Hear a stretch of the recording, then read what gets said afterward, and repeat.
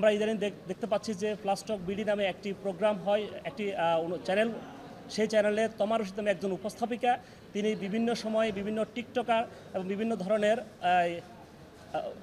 ধরনের আপনার হচ্ছে কি অভিনেত্রী ধরে নিয়ে এসে বিভিন্ন শব্দ চয়ন করে এবং এই শব্দগুলো বাংলাদেশের সামাজিকতার সাথে সম্পূর্ণ অসঙ্গতিপূর্ণ। তিনি বিভিন্ন শব্দ চয়ন করে যে শব্দগুলো অশ্লীলতা পরিপূর্ণ এবং কুরুচিপূর্ণ। আমাদের বাংলাদেশের বর্তমান যে জাতীয় অনলাইন গণমাধ্যম নীতিমালা আছে, এই নীতিমালার 3.6 বলা আছে যে শিশুদের মনস্তাত্ত্বিক, মানবিক এবং নৈতিক গঠনকে নেতিবাচক প্রভাবিত করে এমন ধরনের অশ্লীল, তথ্যগত ভুল ও ভাষাগতভাবে অশোভন এবং সহিংসতামূলক অনুষ্ঠান প্রচার সম্পর্কে সতর্কতা অবলম্বন করতে হবে। তিনি এই নীতিমালা লঙ্ঘন করেছেন। এবং আরও একটি নীতিমালা, সেটি হচ্ছে 3.6.5।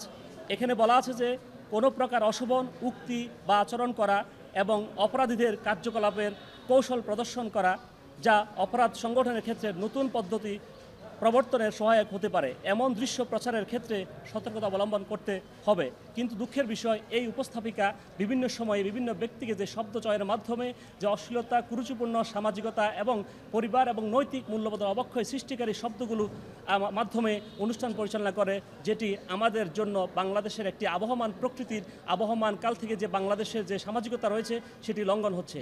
এটা বন্ধ করার জন্য আমি একজন বাংলাদেশ সুপ্রিম কোর্টের আইনজীবী হিসেবে, একজন জাতির বিবেক হিসেবে আমি আমার আজকের এই নোটিশ প্রদান করেছি, যাতে তিনি কোনো অবস্থাতে আর এই ধরনের অশ্লীল শব্দচয়ের মাধ্যমে অনুষ্ঠান পরিচালনা করতে না পারেন।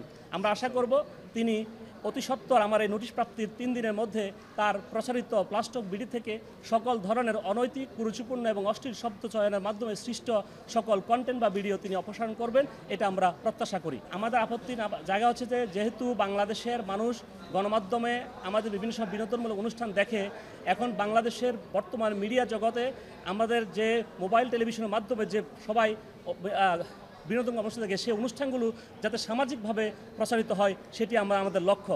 যাতে এমন কোনো ধরনের অশ্লীল শব্দ যাতে চয়ন না করে, কোনো অনুষ্ঠান না করে, এটা আমরা চাই।